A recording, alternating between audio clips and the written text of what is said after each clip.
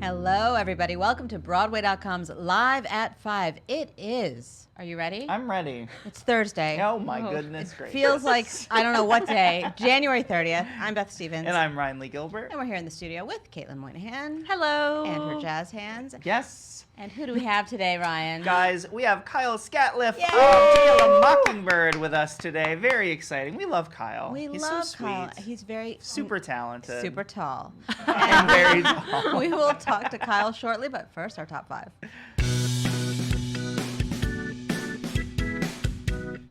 The revolting children are heading to the big screen. They certainly are. We are talking about a movie musical adaptation of the tuner Matilda. Yes, the tuna. That's right. So this project has been in development since about 2015, and here's what we know. It is Netflix and Sony are behind this movie musical adaptation. That's good hands. Right? And you couldn't have asked for better. It's going to receive a theatrical and home video release exclusively in the United Kingdom. Not fair. But I mean, things aren't also that exclusive anymore. If it's in one place, you can get it in another Unless they place. block you, that's correct. Yeah. So, but I mean, you're probably going to get a chance here. Of course, this is based on the 2013 Tony-nominated musical, which was adapted from Roald Dahl's children's book. Then there was a non-musical screen adaptation back in 1996 that had Danny DeVito and Rhea Perlman But this is in it. not that. This is not This that. is the Tim Minchin This is musical. the Tim Minchin, Dennis Kelly Tony-winning book version of that. Of course, Matilda played at the Schubert Theater beginning in April of 2013, when it closed on January 1st of 2017. It was directed by Matthew Orchis. A creative team for the movie has not been yet confirmed, so we don't know who's participating or who's helping out, but it's just happening. So more info is to come, and as soon as we know it, you will know it. Wow. All right, that's look a at promise. that. Right here. Exciting. That's the Ryan Gilbert guarantee. This new musical hasn't even opened off Broadway, and it's already got extended. Of course it is, because it's a Duncan Sheik It's musical, Duncan Sheik. people. We're talking about Bob and Carol and Ted and Alice. And I'm not going to say it that way every time I say it, because that would take up Please do. the whole time. So anyway, it's extending. It was originally supposed to play through March 15th, and now it's extended through March 22nd at Pershing Square Signature Center. And it opens on February 4th. Already a hit. Yeah, not even Already a opened yet. hit. It's based on the wacky but fun and satirical Oscar-nominated 1970 film. Yes. Go watch that. Music by Tony winner Duncan Sheik, lyrics by Duncan Sheik, Duncan Sheik and Amanda Green, and a book by Jonathan Mark Sherman. Good stuff. Yeah. Cast. I'm just going to tell you. I know you already know, but listen to this juicy Refresher. cast. Jennifer Damiano. She's Carol. Michael Zegan. He's Ted. Joel Perez. Bob. And Ana Nogueira as Alice, along with the band leader, Suzanne Vega. Good stuff. Go Good see stuff it. indeed. Signature. You've got some more time. This Emmy winner is returning to the stage. We were talking about the Emmy-winning soprano star Joe Pantoliano, and he is going to be headlining William Francis Hoffman's world premiere play, Drift. Drift is described as a hard-hitting new drama where secrets come to a head, difficult choices must be made, and devastating consequences must be faced. Well, that clears That's it very up. general. That clears it right up. That is called drama, folks. This will begin previews February 27th. It will officially open on March 16th at New World Stages off Broadway. Bobby Moresco is the Oscar-winning screenwriter of Crash. He will be directing the off-Broadway production. Joe Pantoliano is known for his role on The Sopranos, of course. Which I for thought what you were he- going to say Joe Pantoliano is known as Joey Pants. As Joey Because Pants. he is. He is, yes. He won an Emmy for his role on The Sopranos. He made his Broadway debut back in 2003 as Johnny in Frankie and Johnny and the Claire de Opposite Lune. Rosie Perez. That's right. That's absolutely right. The cast of this play, Drift, will also include Patrick Brennan, Richard R. Henry, Alex Mikowitz, and Griffin Osborne. Sounds fascinating. Sounds very dramatic. Secrets will be revealed. Absolute consequences, Consequences happen. We'll see. Yes, and we just got the news about what's going to be playing at the Delacorte this summer. Oh, we love Shakespeare in the Yes, we Park, and we do. have some things to tell you about Shakespeare in the Park, which is free.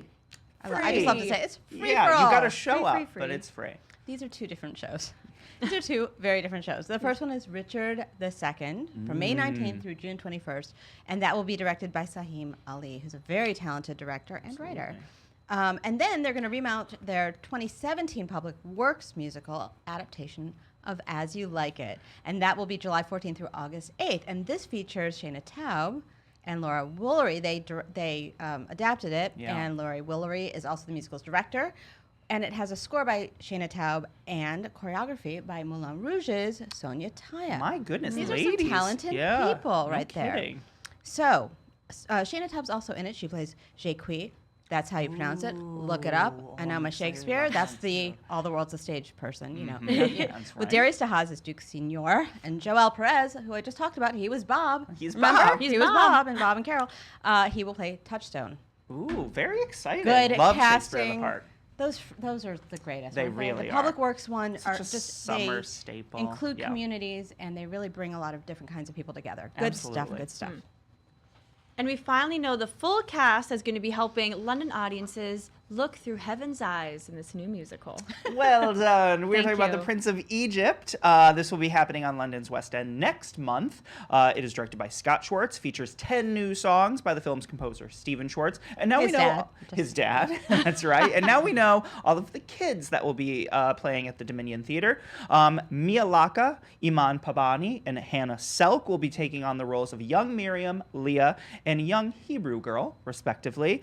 And Leo Babbitt, Jonah Collier, and Taylor Jenkins, those young boys will be taking on the roles of young Aaron, young Egyptian boy, and young Midian boy. But who are the stars? But who are the stars? The stars are Luke Brady, Liam Tamney, Christine Alado, and Alexia Kadeen. Oh, Those are the she stars. was an Elphaba, yes, wasn't she? absolutely, she was. Those are the stars of the show. The Prince of Egypt begins previews on February 5th at the Dominion Theater and will officially open on February 25th.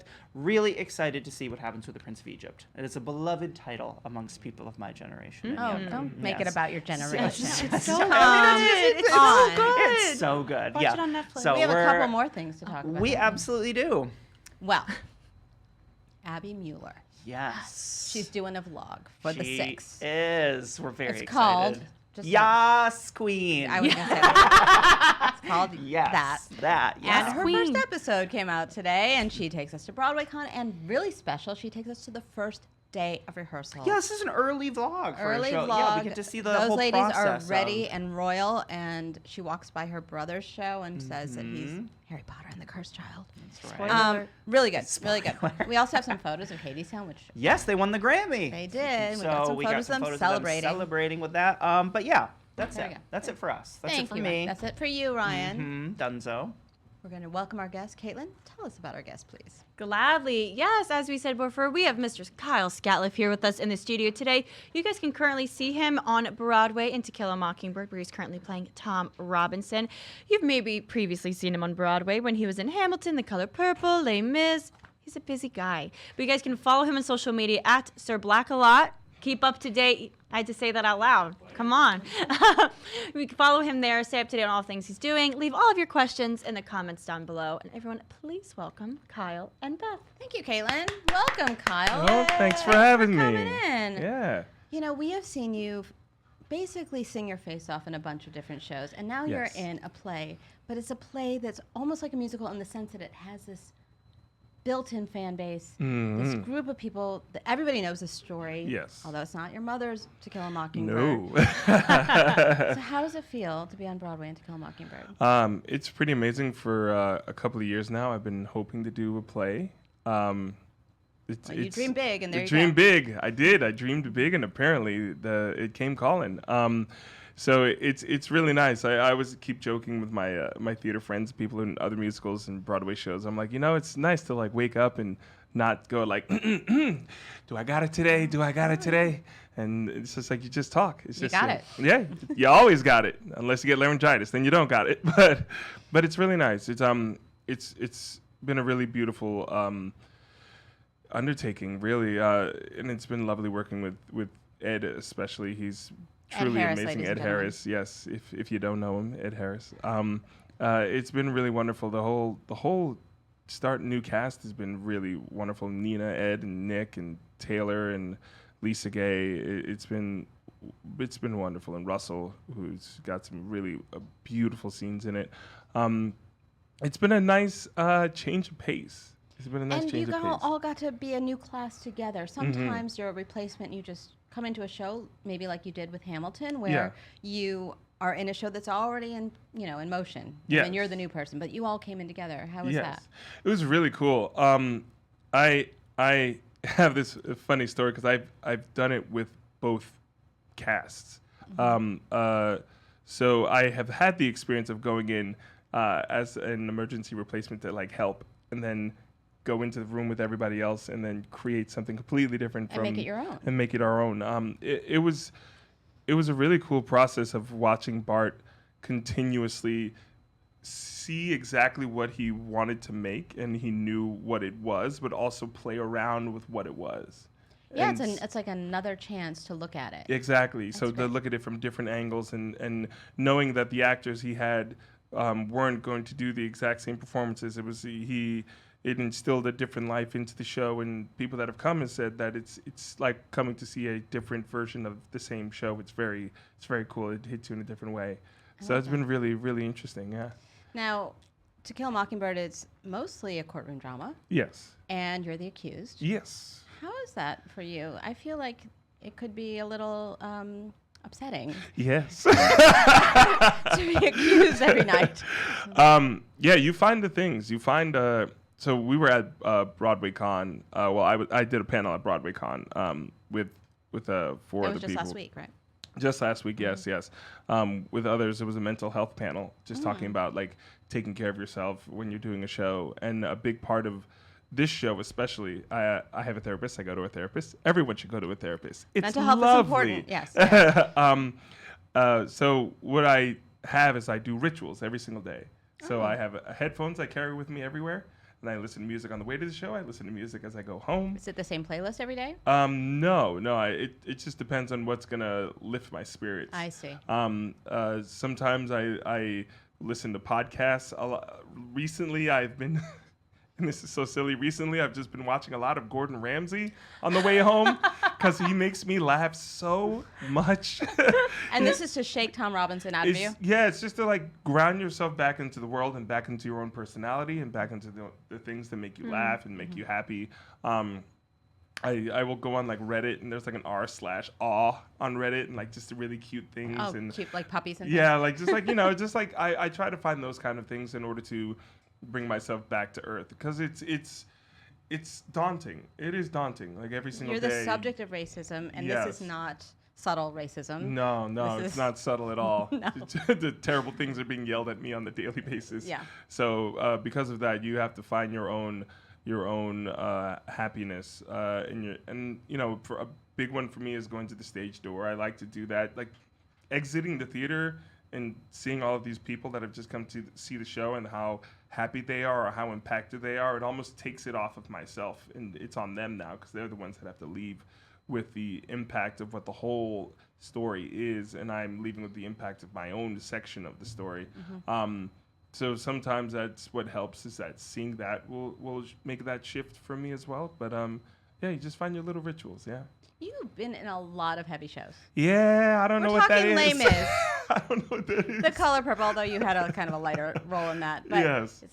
these are transformative shows. Yes. But if you want to ugly cry, you just got to go see Kyle Scatliffe, and you're all set. Let's go back in time, because your co-star in The Color Purple is having a moment. Yes. Are we on a group chat? What's happening? Cynthia, I'm talking about Cynthia. Amazing. How do you feel about that? Did you watch her in the movie? I did watch her in the movie. Did you cry? I will say You got emotional? No, well, you know what it is that I wanted to see like how good of a, because I'm a SAG member as well, so like we got screeners in order to So fancy. vote. So it was really cool. So like I watched the movie in order to see, like I was like, okay, he's like, yes, you've worked with her. Is her performance award worthy? Do not put anything of like her and you want her to be like, So, but what ended up happening, I was watching it and I was just like, oh no, she is award worthy, and I was just like, oh, this made my job easy. It just made the job easy. It was It like makes it a lot less awkward when you see her and she Yes. asks if you voted for her. Yes. It makes it a lot. It makes it easy. I mean, her performance was fantastic in that movie. It was fantastic. I found there's a scene it's in the trailer. It's a scene where she's reached a moment of getting to her freedom for the first time, and this guy hands her these papers. Go find this man, and you'll figure everything out. And the camera turns, and you see the sunset, and it's her reaction to like feeling the sun for the first time. And I'm sitting there, and I'm just started choking up, and I was just like, okay, well done. I was like, okay. I was like, I don't think I even need to see the rest of this. You already, yes, okay, yes. But yeah, I did watch the rest. It was great. It was fantastic. I loved it. I'm glad that you liked it. Yeah. That's really good. Yeah. We're really happy. Yes, it's good. I know you all have. I want to monopolize. You have so many questions, but I know you all have questions because It's true. everyone's a fan of Kyle Scatliffe, Oh. including us. True. So, Caitlin, what are they asking online? What you got? Definitely. What All you right. got? So Laura wants to know, what do you remember most about your first performance in To Kill a Mockingbird, and what was it like being able to go in with like almost an entirely brand new cast? My first performance of To Kill a Mockingbird. Okay, so I'm going to explain this. So Benga, who was in the show, had an injury to his knee. He had an ACL surgery. So what ended up happening is I did the show, 11 shows of it in, that would be August. And so it was very funny. I did 11 shows then. Were you rehearsing Hamilton during the day? No, I finished the Hamilton Okay. tour at the end of the previous month, and then came straight in, rehearsed for like a week and a half, and then even rehearsed with Jeff and everybody, and then did it. So really, it was very funny because that first show basically was me staring at Jeff. Staring at Jeff was like, "It's me and you, man. It's me and you. You got this. I can tell you got it. You know all the words. So, so it's me and you." And I was like, "Okay, cool." And then and it was like, strangely enough, when I'm put under a crunch, I'm actually like, it doesn't freak me out. I don't get freaked out because you're by so it. focused. You think? Yeah, I become really focused when I'm put under time crunches. I was the kid in high school that would do his report like the night or two before the We report all was were that due, kid. and Were I we would not? do that, At and it least would sometimes. and it wouldn't freak me out. I was like, I don't care if I just have to stay up this late and do it. Like time crunches are kind of good for me at times. It's like, it makes me focus really hard. So that first performance, it just kind of flew by, but I really enjoyed it, and I learned a lot that night, like watching them and being part of it. But it was really good. It was good. Yeah. Wait, speaking of high school, and Yeah. I know you have more questions. Yeah. I know you did a lot of shows in high school. I actually did the show. That's what I was going to ask. That's what I was going to ask you. You did To Kill a Mockingbird. I did To Kill a Mockingbird in 11th grade in high school. It was the second play I ever did. Not Aaron Sorkin's. No, To no, Kill of a course, not the same one. a Not the different same one. version of No, a no, released no. novel. Yes. So were you drawing from your high school experience? It was easier to do the audition because when I got the audition, I was like, oh, I remember parts of this, but they weren't. It wasn't the same. It was easier because it was like those parts you would remember, but it was also difficult because then there were things that Aaron changed or added, and you're like, okay, so I kind of have to like remove myself from that, but I understood the feeling of what was needed. So that made it easier to audition for it. But I've had a good amount of my high school friends who were in the show come to the show and they already. were in To Kill a Mockingbird Yeah, as well? yeah. So like my friend Greg Saluga, who was Bob Ewell, he came to the show the other day. My friend Chris Borg, he was Gilmer, he came. My teacher who directed it, she came. They're all in Jersey, so it made it a lead. Right, you're a little Jersey easier. native. You did Yeah. a lot of shows in high school. I know you did Yes. Guys and Dolls. I sure did, yeah. This It's the I one know. show I want to repeat so badly. Yes. I love that show. Yes, because I remember you told us a long time ago, you saw Aida, Mm, and you saw Little Shop, yes. and these are the shows you wanted I really to. want to do yes. Yeah. Just Yeah. reminding the producers and casting directors out there that Yes. Kyle's available. And ready to go. Yeah. Yes. Yes. All right. Caitlin. Yeah, so Maxine wants to know, she says, well, you're on stage. Whenever you're on stage, it's very serious moments for Oh, yes. you. Do you do anything particular while you're off stage to stay in that Tom Robinson headspace, or what do you do off stage to kind of keep your performance like locked into the zone when you are on stage? Only one time. There's only one time in the show I do that.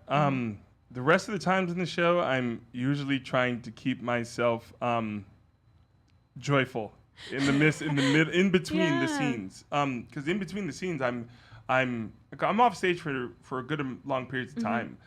So in between the scenes, I tend to like joke around with people and I just like pay attention and watch the show. I have parts of the show that are my favorite parts of the show, but it's in between my actual trial scene and coming back on for Atticus's summation. I actually watch that scene every single day.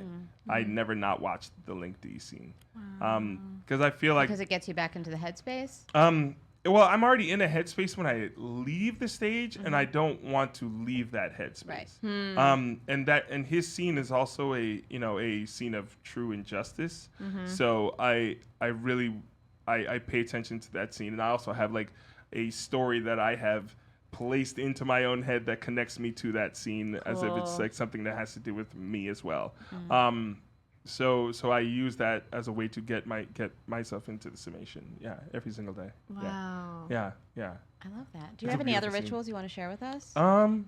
Music I have a Mockingbird playlist I play before the show. Oh. With specific songs on it. Name a couple. Mississippi Goddamn. I don't know what kind of song Yeah. that Sure. one that's a big one. Strange Fruit, a Billie Holiday song. I'm sensing a theme. Yes, it's all injustice. Yeah, yes. And so Bob Dylan. What is this song? Only a Pawn in the Game by Bob Dylan. That one's an interesting one for me just because of the fact that that song is kind of what I feel like that's what that time period is where everyone is so busy fighting each other. Like, Bob Ewell is so busy fighting Atticus and him thinking and that you get stuck in the middle of all of this. Right. Because that's what it feels like at a lot of times is that Tom is stuck in the middle of this class warfare, basically, where he doesn't even care about any of this. He's just trying to be a nice person. Right. And he becomes entailed in the whole thing. Wow. Yeah. Okay, one more question. All Caitlin. right, last question. And Emilio says, Kyle, what have you taken away the most from being in To Kill a Mockingbird so far? There are a lot of differing viewpoints in the world. And a lot of those viewpoints are things that you may not agree with. But there hits a point where those viewpoints become action, and when those viewpoints become action, and those actions are harmful to others, that's when you need to step. You need to step up really hard. Otherwise, you can have conversation with people that have different viewpoints from yourself. Which has always been like a big thing to me. Is just being able to talk to people that don't agree with you, but you might be able to change their minds. I mean, I remember when I was younger. Growing up in Jersey is funny because it's like you bump into everybody. It's a very eclectic and eccentric place. I had a friend who was not. He's kind of a neo-Nazi, I guess. He's like kind of like he was going that direction. I see. Like a friend of a friend who was going that direction. And when he had met me, I remember him telling me, he's like, you're the first black person I ever liked. Whoa. And I was like, that's good. I pushed you somewhere. Like, you know what I mean? Like you're like, okay, good. I've done something. I have no idea where he is now. I have not a clue. But that personal connection made him But open up made his eyes him a little think bit. something different. It's like you have a chance to do that. I think a lot of people have a chance to do that.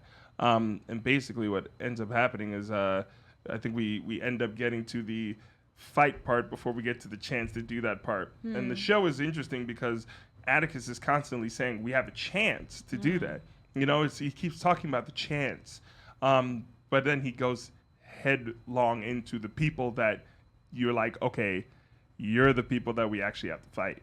It's like it's so his thinking is correct in certain ways, but it's like when it comes up against the actual face of evil, it's like then you got to change your thinking. Right. It's like you got to really put your pedal to the metal on that. I love how deeply you've been thinking about Yeah. I do. I think about it all the time. this. I love how you go from hit to hit to hit. Yeah. He only does the Casual. blockbuster show. That's all we do. Luckily, I thought about that like 2 days ago. I thought about that. I said to my fiance, I said to her, this is ridiculous.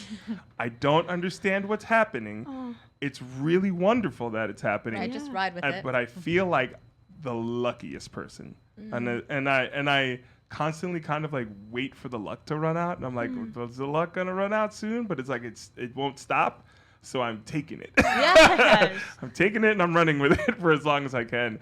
But I've been very blessed and very lucky. Yeah.